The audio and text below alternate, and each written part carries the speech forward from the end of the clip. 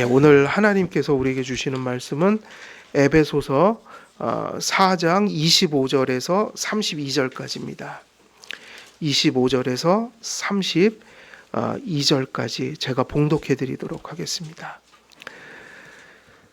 그런즉 거짓을 버리고 각각 그 이웃과 더불어 참된 것을 말하라. 이는 우리가 서로 지체가 됨이라. 분을 내어도 죄를 짓지 말며 해가 지도록 분을 품지 말고 마귀에게 틈을 주지 말라. 도둑질하는 자는 다시 도둑질하지 말고 돌이켜 가난한 자에게 구제할 수 있도록 자기 손으로 수고하여 선한 일을 하라. 무릇 더러운 말은 너희 입 밖에도 내지 말고 오직 덕을 세우는데 소용되는 대로 선한 말을 하여 듣는 자들에게 은혜를 끼치게 하라. 하나님의 성령을 근심하게 하지 말라. 그 안에서 너희가 구원의 날까지 인치심을 받았느니라. 너희는 모든 악독과 노함과 분냄과 떠드는 것과 비방하는 것을 모든 악의와 함께 버리고 서로 친절하게 하며 불쌍히 여기며 서로 용서하기를 하나님이 그리스도 안에서 너희를 용서하심과 같이 하라. 아멘. 오늘은 지금 우리가 봉독한 본문 가운데서 29절에서 30절까지 말씀, 또 새로운 본문, 새로운 대지로 또 말씀을 전하도록 하겠습니다. 우리가 이 말씀을 매주 같은 문단을 이제 이렇게 봉독을 하는데, 설교를 듣고 나서 이 말씀을 이렇게 읽어 나갈 때 그 설교들이 머릿속에 스쳐 지나가십니까? 그래야지 정상인 것이고, 그것을 위해서 강해 설교를 하는 거예요.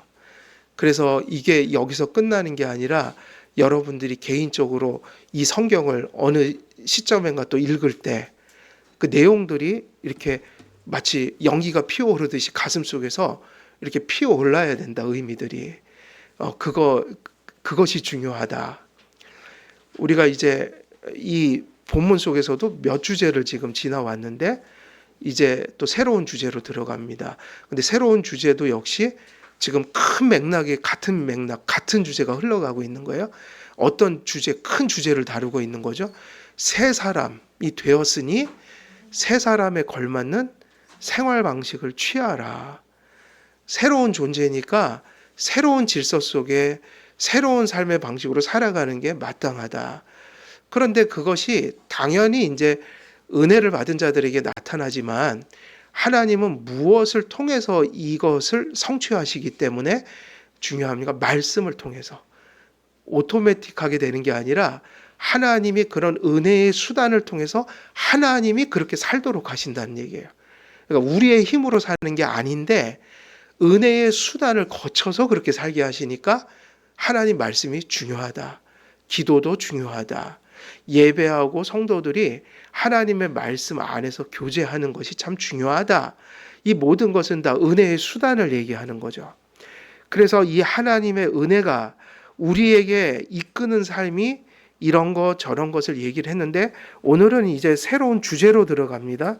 그래서 29절과 30절인데 오늘은 29절을 중점적으로 보면, 이 29절은 어떤 내용이 담겨 있어요? 무릇 더러운 말은 너희 입 밖에도 내지 말고 오직 덕을 세우는데 소용되는 대로 선한 말을 하여 듣는 자들에게 은혜를 끼치게 하라 그랬죠. 오늘은 이제 이 새로운 삶의 방식에 있어서 새로운 주제, 무슨 주제일까요? 이 주제는 우리가 읽어보면 어느 정도는 이게 보이잖아요. 이게 대충 내용이 뭐냐면 성도의 언어 생활이에요. 그래서 우리가 이것을 어떤 관점에서 다루냐면, 물론 많은 영역에서 이 얘기는 교회만 하는 게 아니죠.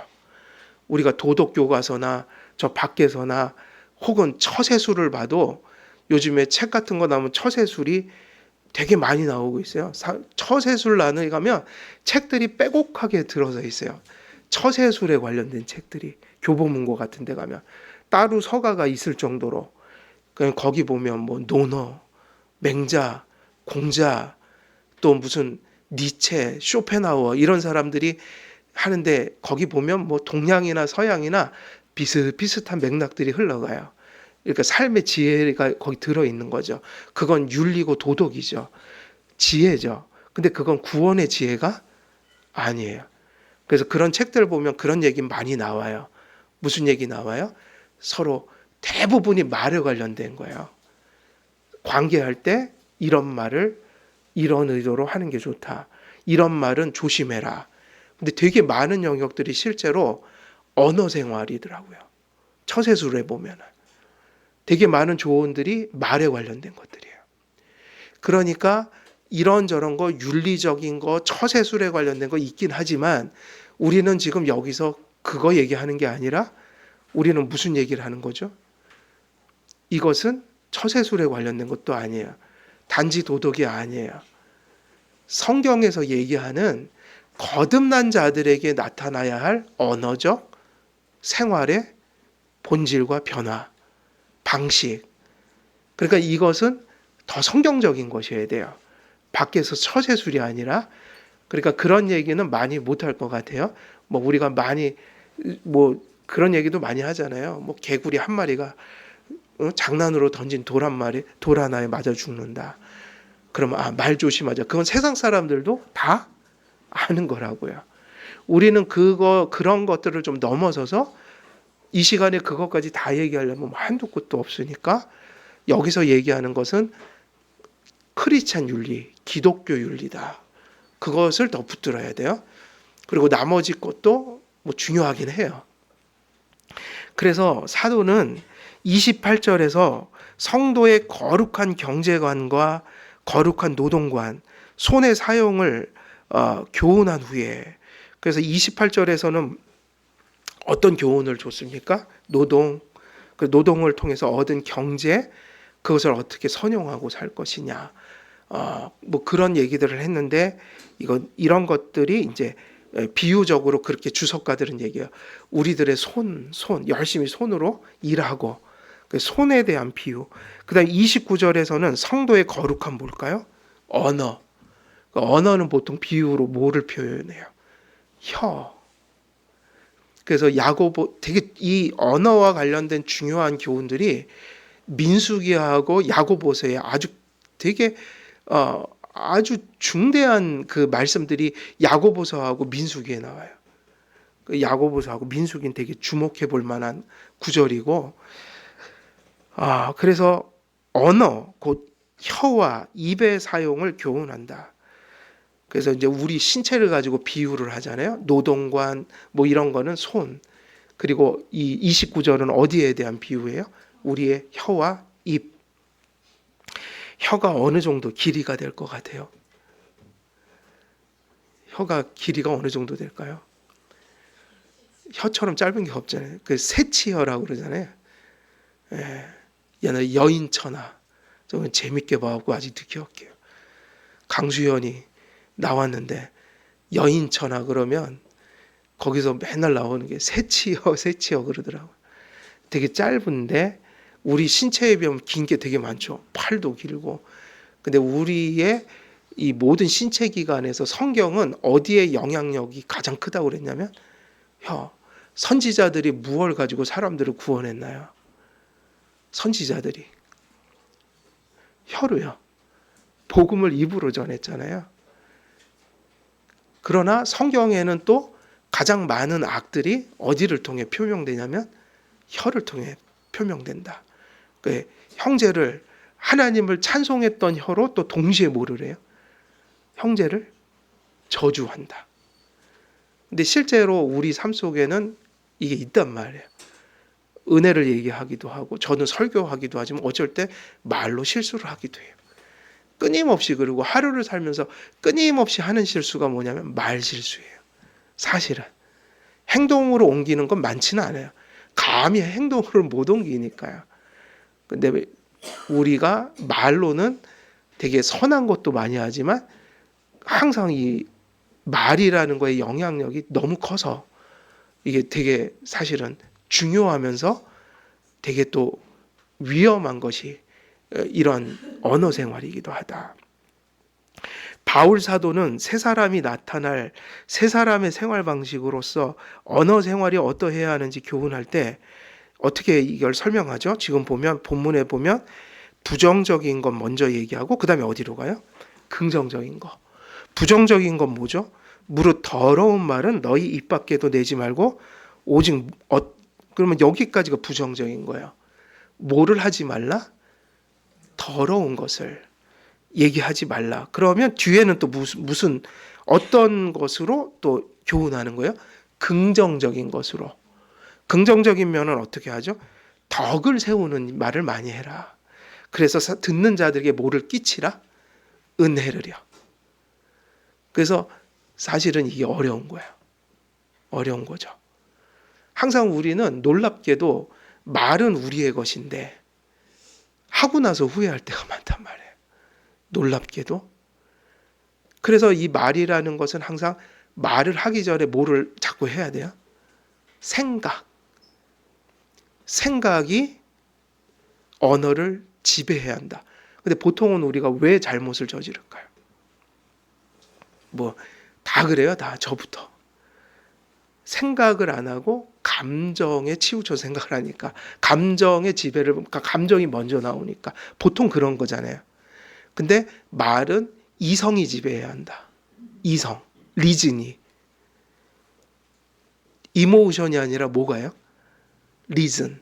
근데 이것도 어폐가 있어요. 그냥 리즌은 안 돼요. 잘못된 생각이 얼마나 많은데요. 그러니까 무슨 리즌이어야 돼요? 성령에 지배받는 리즌. 그 다음에 무엇에 지배받는 이성이어야 돼요? 말씀에 적셔진 이성. 그러니까 우리가 성경을 읽고 예배드리고 성경 공부를 하잖아요. 왜 하는 거죠? 뭐가 적셔지려고 하는 거예요? 우리의 이성이 말씀에 적셔지기 위해서. 그 적셔지는 걸 우리는 뭐라고 얘기하죠? 성령이 충만해진다.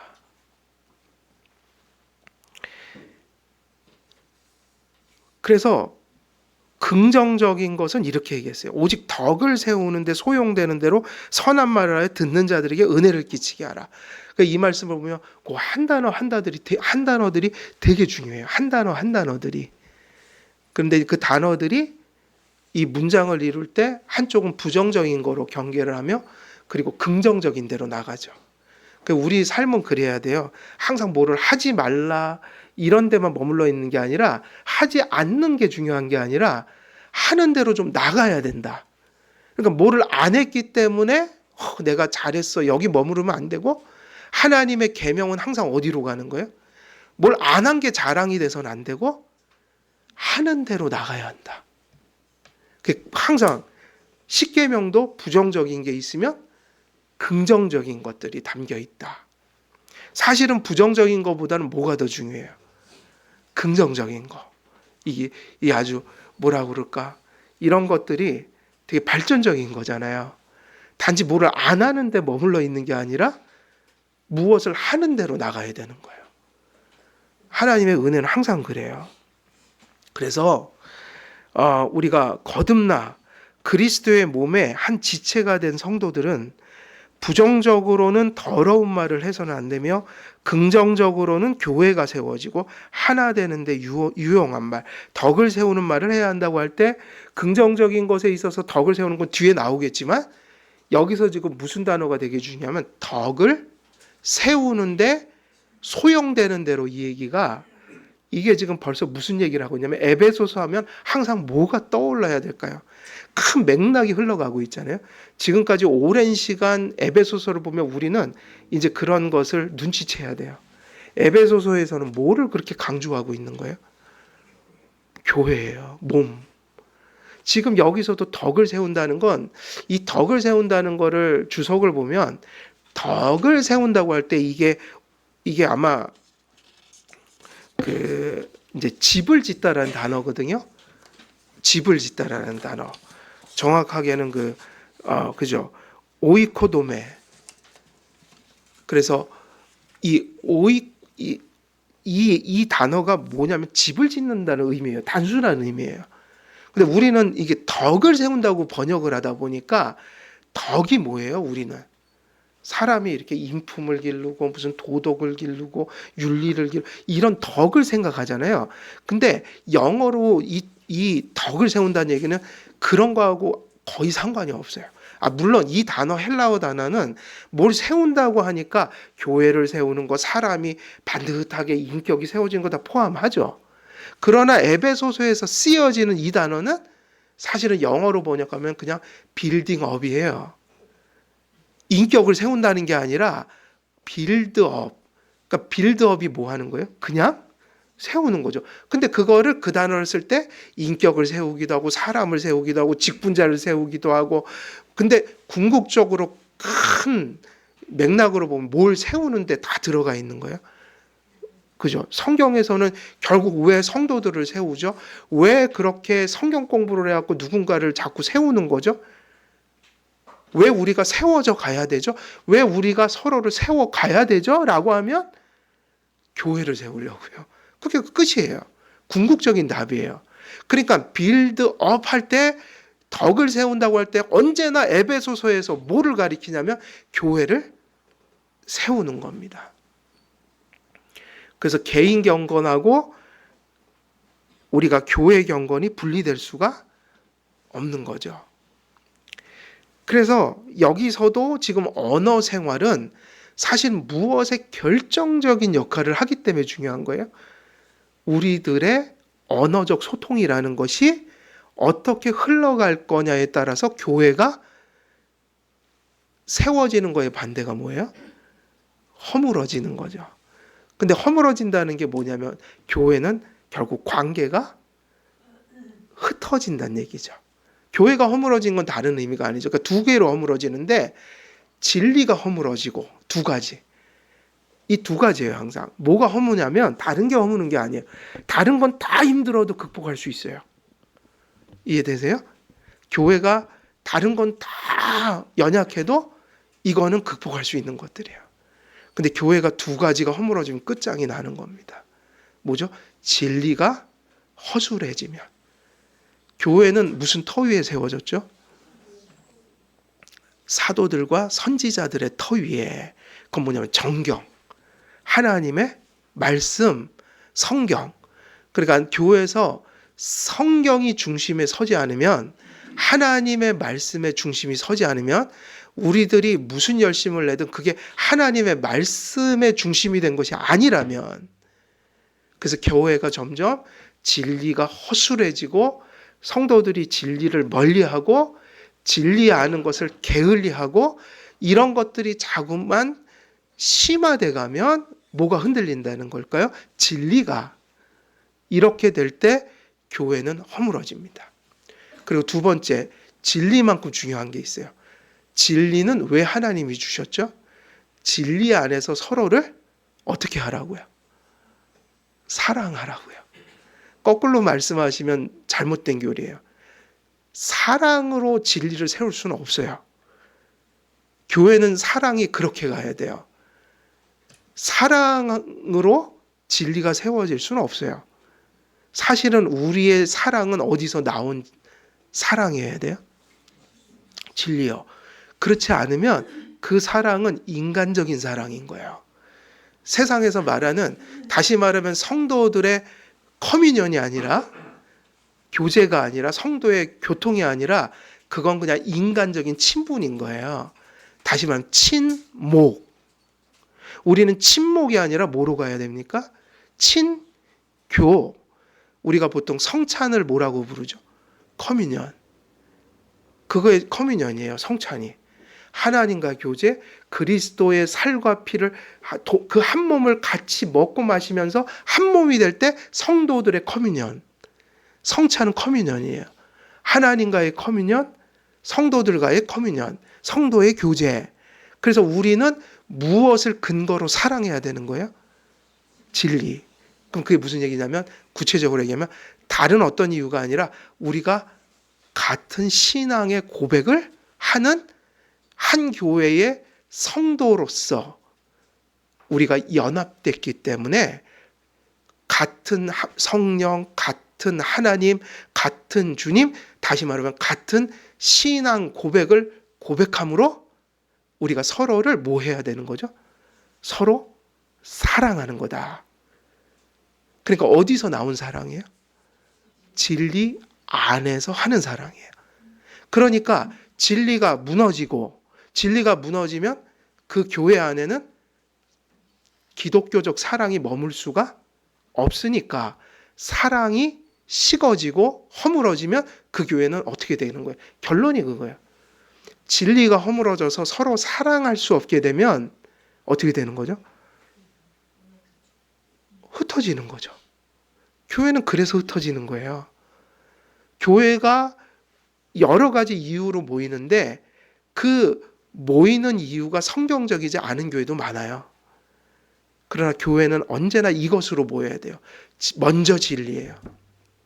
그리고 진리를 고백하는 일이 발생하니까 서로 뭐 할 대상이 생기는 거죠. 점점 사랑할 대상이. 우리가 지금 한길교회가 저는 숫자를 안 세요. 일부러. 별로 그런 거 좋아하지를 않아요.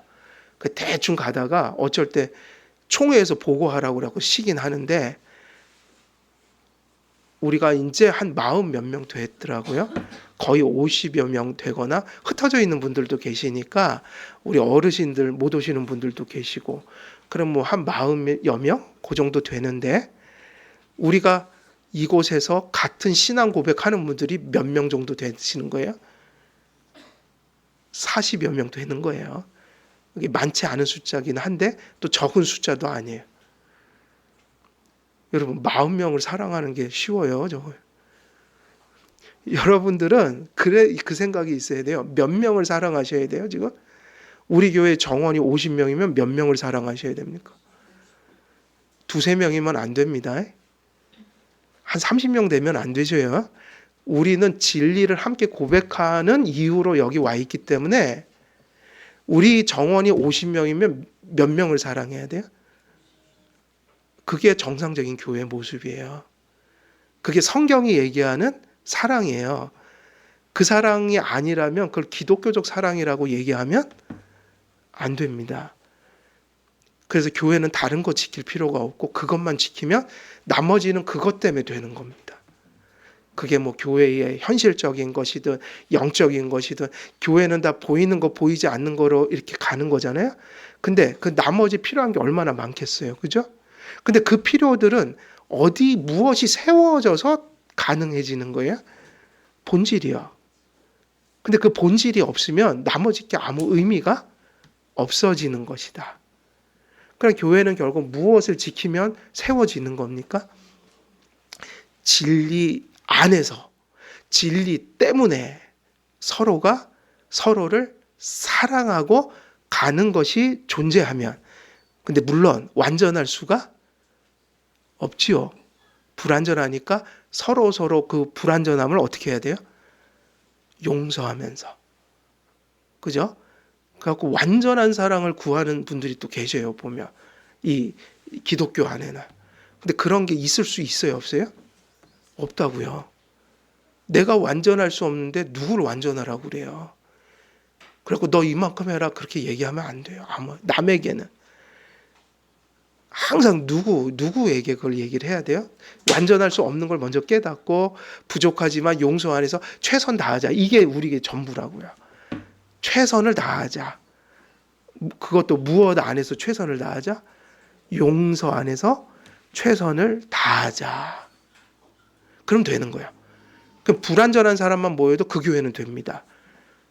왜냐하면 불완전하지만 겸손하게 실제를 가지고 있기 때문에 그곳에는.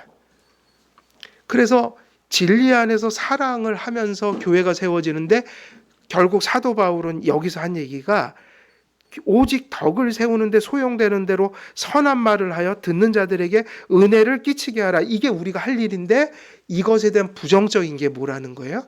우리도 죄성을 가졌으니 교회에서 언제든지 우리도 실수할 수 있는 게 뭐라는 거예요? 그게 뭐죠?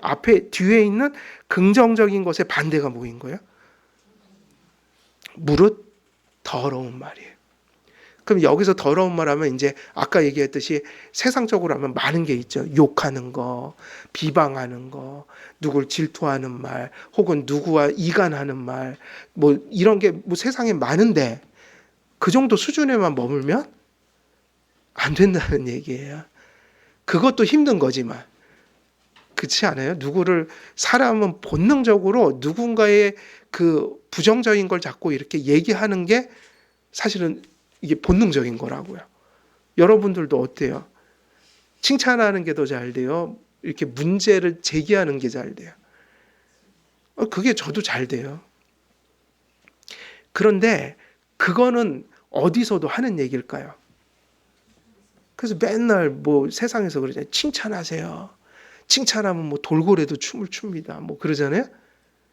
그런 얘기는 세상에서 하는 것이고요. 그건 상식이고 그것도 중요하지만 우리는 여기서 좀 더 다른 얘기를 해야 돼요. 그렇지 않으면 에베소서에 있는 의도를 다 버리고 가는 겁니다. 여기선 지금 교회를 근심하는 거예요. 교회를 사랑하는 마음으로 사도 바울이 얘기한 거예요. 교회를 위해서 주신 거예요.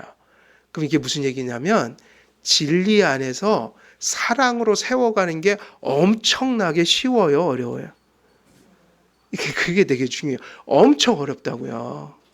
한 교회가 세워진다는 건 그냥 세워지는 게 아니라 엄청난 어려움 속에서 엄청난 인고의 세월을 겪어서 성도들이 그 안에서 풍파를 맞고 풍랑을 만나고 이런저런 모습 속에서 교회가 말씀으로 그걸 이겨가면서 세월이 흐르면서 조금씩 그것도 아이들이 커가는 것보다 더 더딘 모습으로 정말 잘하는 게 보이지 않게 조금씩 세워져 가는 게 교회다. 왜 그런지 아세요? 사람 잘하는 거 한 사람이 그냥 자동적으로 잘하는 거잖아요. 교회는 한 사람이 있는 곳이 아니라고요. 한 사람이 잘해서 교회가 되는 게 아니라 강한 자, 연약한 자, 이런 자, 저런 자들이 같이 조금씩 같이 몸으로써 자라가는 곳이 교회니까 교회의 자람은 빨라요, 더뎌요. 그래서 뭐든지 더디다고 불평하면 안 돼요. 그게 당연한 겁니다. 그게 정상이에요. 빨리 가고자 하다가 많은 교회들은 그것을 이루지 못해요. 교회는 빨리 가는 곳이 아니에요. 저는 제가 개척하면서 한 얘기가 정말 제 얘기가 틀리지 않았고 맞았다고 지금에 와서 보는 거예요. 제가 개척했을 때 그 얘기를 했거든요. 우리는 개혁주의 교회라고 자랑하지 마세요. 처음부터 그랬어요. 그래서 제가 성도들이요, 개혁주의의 이 기초, 이거 요만큼 아는 게 몇 년 걸릴 것 같아요. 그러면 제가 그때부터 설교했어요. 저는 5년 내다봅니다. 여기 와서 새가족 교육하는 분들에게 얘기했어요. 우리 교회 빨리 안 갈 겁니다. 제가 생각할 때 우리 교회 한 5년 내지 10년은 걸립니다. 개혁주의, 장로교회가 뭔지를 성도들이 피부로 체감하고 그게 삶으로 나타나려면 몇 년은 걸린다고 했다고요? 5년 내지 10년은 걸릴 것 같아요. 제가 이런 얘기하는 거 들어보신 적 있으세요? 제가 계신 분들한테도 얘기한 것 같은데 초창기부터 그 얘기를 했어요. 근데 그 말이 하나도 틀리지 않아요. 우리는 지금 기초에 와 있어요, 지금. 근데 그게 더딘 겁니까? 더디지 않고요. 그게 정상적인 거예요. 저는 그게 얼마나 감사한지 몰라요. 그게 무슨 얘기냐면 더딘 게 당연한데 기초가 지금 보인다는 건 실제가 나타나고 있다. 이제 우리가 장로교회의 모습이 실제 하고 있다. 그 방향이 정해져 버렸다. 그런 면에서는 이게 얼마나 소중한 것인지 몰라요. 그래서 진리 안에서 사랑으로 교회가 세워져 가는 건 너무너무 힘든 일이고 너무너무 인고의 세월과 많은 것들을 요구하는 것이지만 항상 인생은 그렇더라고요. 세우는 것은 어려워도 그것이 허물어지는 것은 순간이더라. 여러분도 그런 걸 경험해 보지 않으세요? 애들이 저금통에다가 돼지 저금통에다가 저도 옛날에 해봤지만 10원, 100원짜리, 50원짜리 그거 이만한 돼지 저금통 하나 모으려면 몇 년 걸릴 것 같아요? 야, 모으는 건 몇 년 걸리는데 따갖고 그걸 그냥 순간적으로 다 써버리더라고요. 얼마 되지도 않으니까. 엄마가 야 힘들게 모아서 책가방 하나 사줄까? 그거 다 털어갖고 얼마나 오겠어요. 코 묻은 돈인데. 그러면 그냥 허무해요. 그거 책가방 사면 없어요. 그럼 그 다음부터 또 모아야 돼. 근데 모든 게 그래요. 세우는 것은 어렵습니다. 요즘에 가정도 똑같습니다. 가정이 세워지는 건 어려워요, 쉬워요. 근데 가정을 지키는 거는 너무너무 또 어려워요. 순식간에 넘어져요. 그러니 바울이 여기서 얘기하는 심정이 그거예요. 진리와 사랑으로 사도 바울이 다른 곳에서 보면 거의 유언할 때 보면 내가 나의 달려갈 길을 다 마치고 하면서 거긴 처절한 말들이 흘러가요. 내가 이제 떠날 때가 됐는데 그 떠나가면서도 어디 염려를 하는 거예요? 에베소 교회를.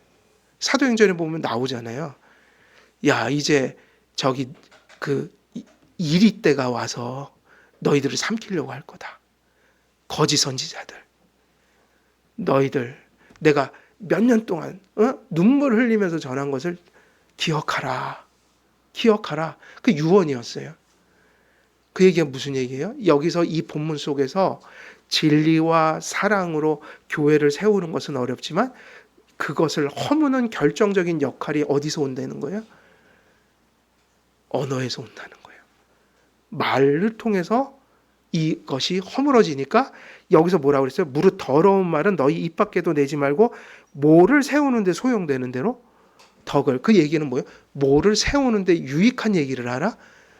이 얘기를 제가 풀어드리면 진리를 세우는 거. 여러분 우리가 말씀을 가지고 교제합시다. 하나님 말씀을 세우는데 유익한 말을 합시다. 그 얘기를 하면서 또 뭐를 지키는 말을 하자는 거예요? 사랑을 허무는 말을 하지 말고 사랑을 세우는 말을 합시다.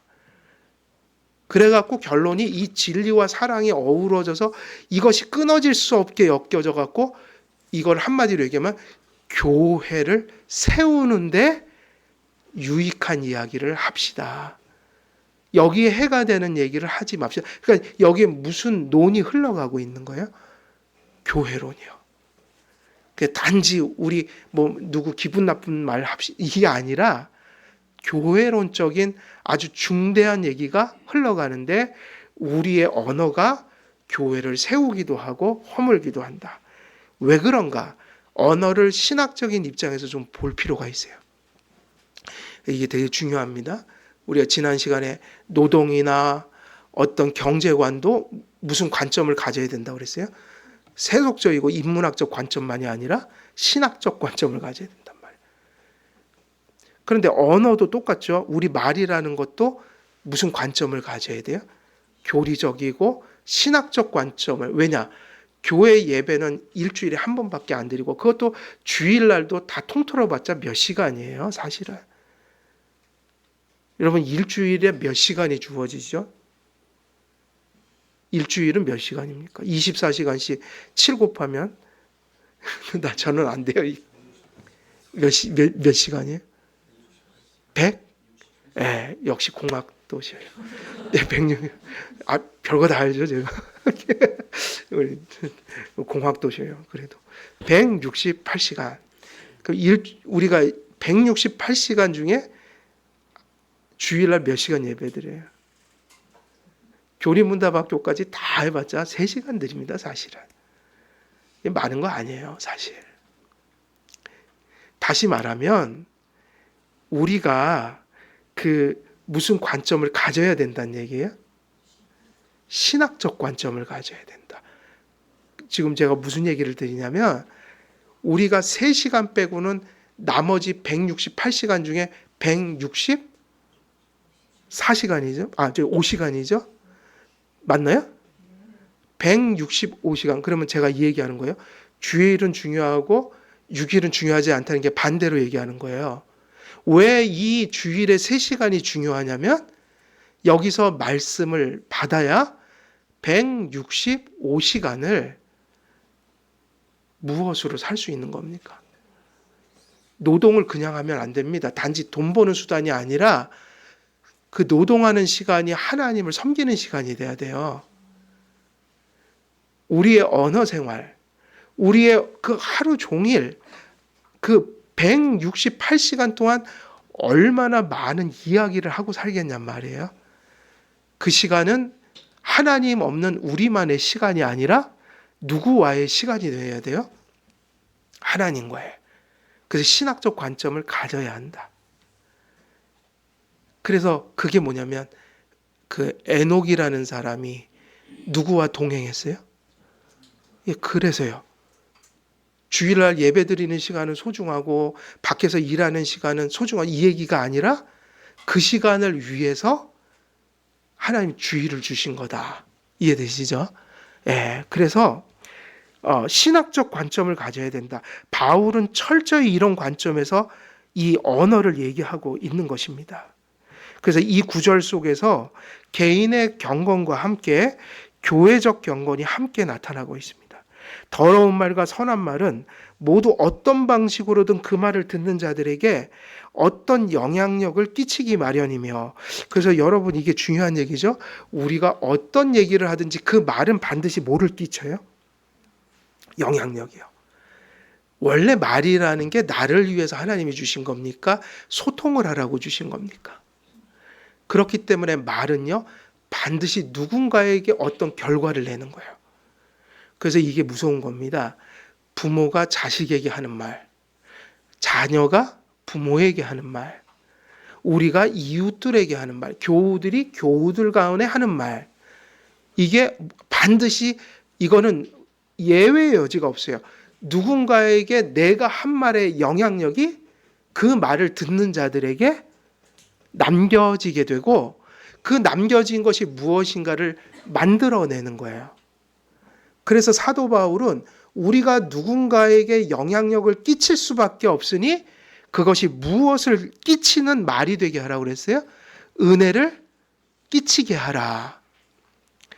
그래서 더 나아가 더러운 말과 선한 말은 각각 교회를 하나님의 말씀 가운데 더욱 견고히 세우고 교회의 지체들이 하나 되게 하는데 유익을 가져오기도 하고 해악을 끼치기도 합니다.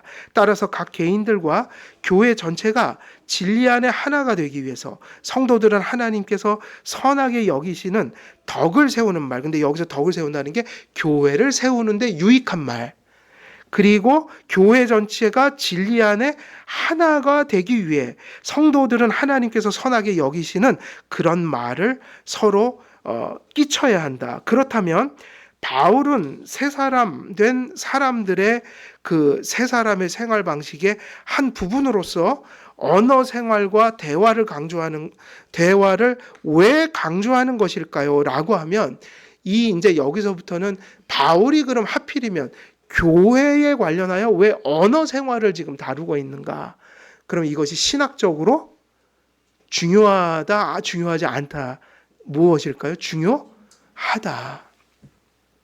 하나님께서 지으신 인간의 말은 선한 측면에서나 악한 측면에서건 매우 큰 영향력과 파괴력을 지닌다는 거. 그러니까 긍정적인 면과 뭐를 같이 지닌다는 거예요? 부정적인 면. 그러니까 바울도 부정적인 걸 금지시키고 긍정적인 것을 격려하고 있다. 그러면 이것이 왜 그런가 그러면 성경에는 이 말에 관련된 게 신학적인 의미들을 담뿍 담고 있어요. 그래서 우리가 바른 말을 하는 것은 단지 윤리가 돼서는 안 되고요. 성경에서 그 근원을 찾아야 돼요. 그래서 하나님께서는 여기서부터 나오는 거예요. 하나님이 무엇을 가진 분으로 우리에게 계시가 되나요? 하나님 자신이 무엇을 가지신 분이에요? 말씀하시는 하나님이에요. 언어를 가지셨다. 그래서 하나님은 인간에게 뭘 주시죠? 계시. 이 성경 계시죠? 그 얘기는 하나님이 누구에게 자기를 알려주신다는 얘기예요? 이성적인 피조물들에게. 다시 말하면 하나님은 우리에게 그것을 가리켜 말씀하시는 하나님이라는 거예요. 하나님께서 온 만물을 창조하실 때 어떻게 창조하셨어요? 말씀으로요. 구원하실 때도 뭐로 구원하세요? 말씀으로요. 그래서 구원한 자들을 심판하시는 것도 뭐로 하세요? 말씀이죠. 그 모든 백성들의 삶을 섭리해 가시는 것도 말씀으로 행해 가신다. 하나님의 말씀은 하나님의 존재와 동일하게 전능한 말씀이셔요. 그래서 하나님은 언제나 당신의 뜻과 의지를 무엇을 말씀하심으로 이루셔요? 당신의 말씀을 계시하심으로. 그리고 빛이 있으라 하시니 어떻게 됐어요? 빛이 있었죠. 빛이 있으라 하면 있는 거예요. 하나님 말씀은 무서운 거예요. 그래서 하나님이 구원하시면 구원하시는 거고, 그가 심판하신다고 하면 그 심판이 실제가 되는 거예요. 그래서 우리는 하나님 말씀을 읽으면 성경에 나온 얘기를 신화나 동화나 교훈으로 여기면 안 되고 실제로 여겨야 돼요. 뭐로 여긴다고요? 실제요. 실상으로요.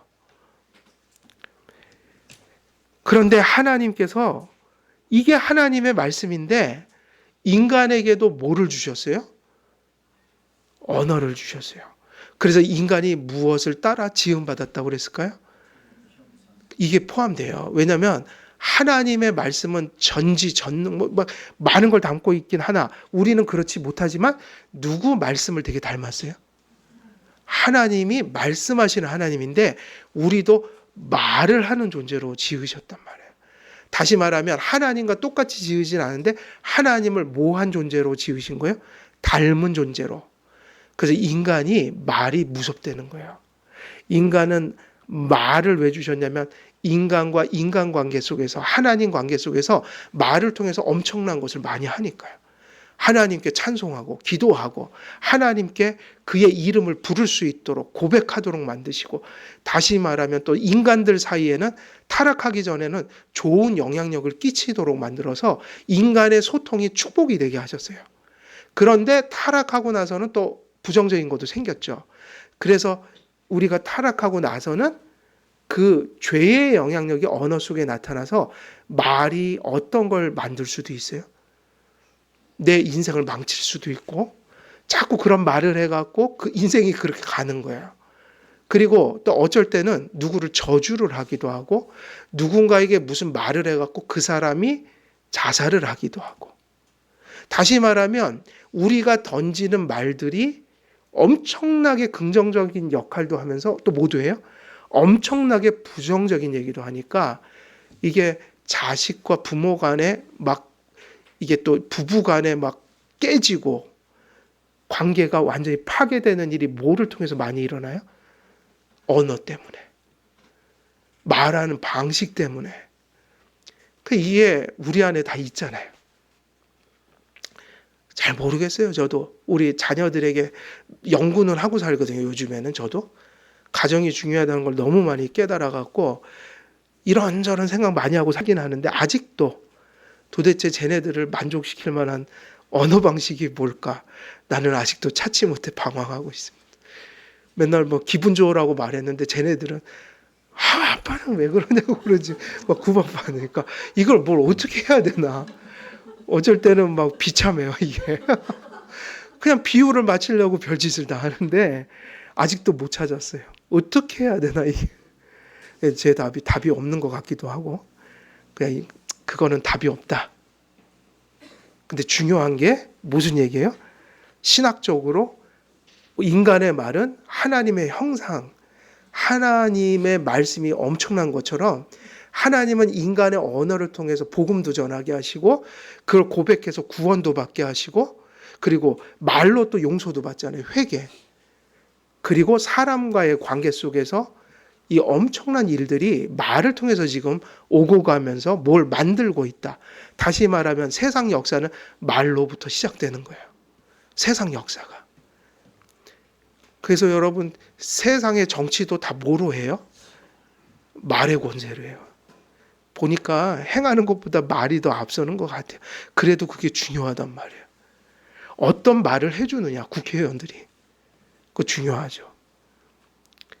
그래서 하나님께서 말씀하시면 말씀하신 대로 이루어지는 것이 하나님 말씀이라면 인간은 그 정도는 아니지만 신성을 갖지 못했지만 인간의 수준에서 그리고 하나님이 사용하시는 도구로서 인간의 말은 엄청난 영향력을 끼치는 것이 되었다.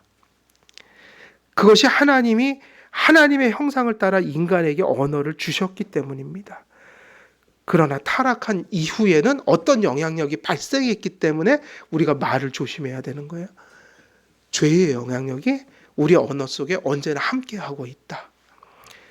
그래서 짐승도 울음소리로 무언가를 표현하긴 합니다.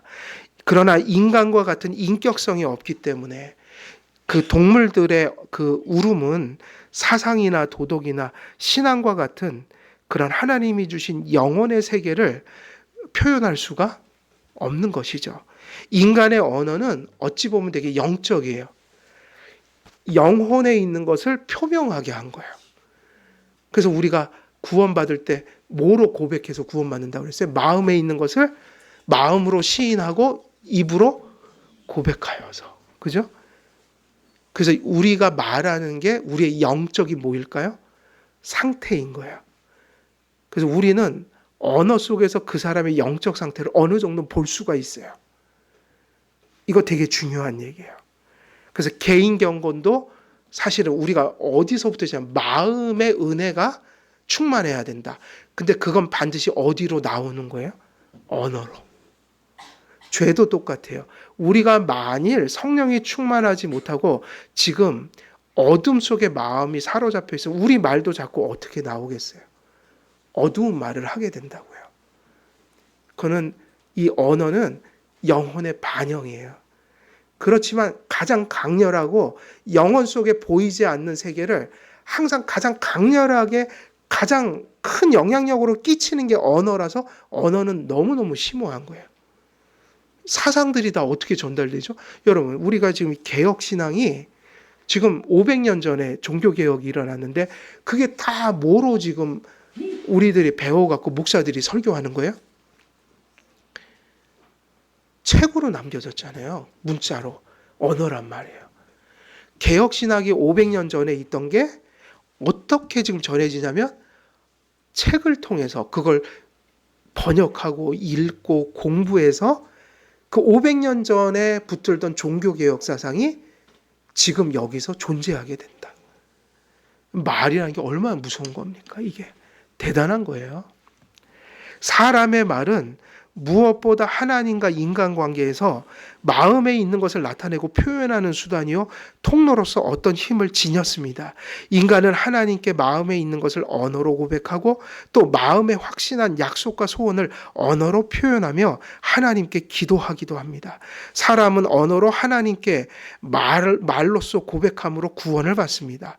그 로마서 10장 10절에 사람이 마음으로 믿어 의에 이르고 입으로 시인하여 구원에 이르느니라.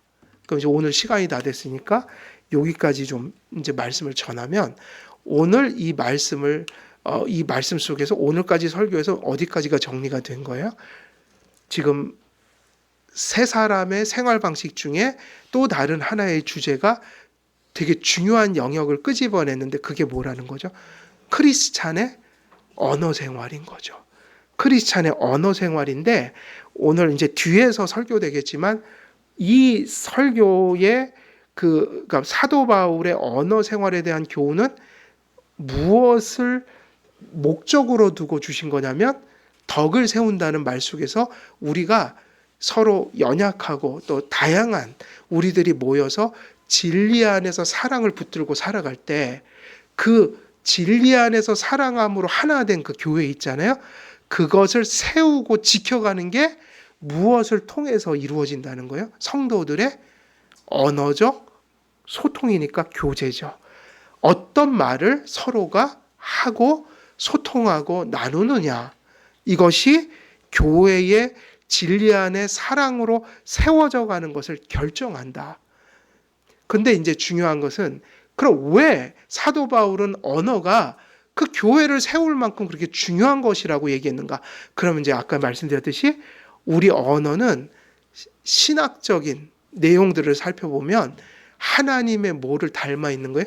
형상을 닮아서 하나님의 말씀이 그런 것처럼 인간의 말에는 엄청나게 긍정적인 영향력이 나타나기도 하고 타락을 했기 때문에 그게 엄청난 파괴력으로 교회를 허물고 가정을 허물고 개인들의 관계들을 허물며 심지어는 사람이 그 말로써 죽을 수 있을 정도로 엄청난 일들을 일으키는 것이므로 우리가 이러한 말의 신학적인 근원을 살펴보면 왜 사도 바울이 교회가 진리와 사랑으로 세워지는데 중요한 역할을, 그리고 하나님이 은혜를 끼치는 데 있어서 인간의 언어가 그처럼 중요한 그런 도관이 될 수 있는지를 얘기하고 있는 것이다. 오늘은 이 정도까지 우리가 말씀을 드렸고, 또 다음 주에도 계속 남은 이야기들이 되게 많아요. 언어가 왜 중요한지 성경적인 근거들을 좀 살피면서 또 본문의 의미들을 좀 이제 말씀을 드릴 텐데, 오늘은 여기까지 말씀을 드리겠습니다.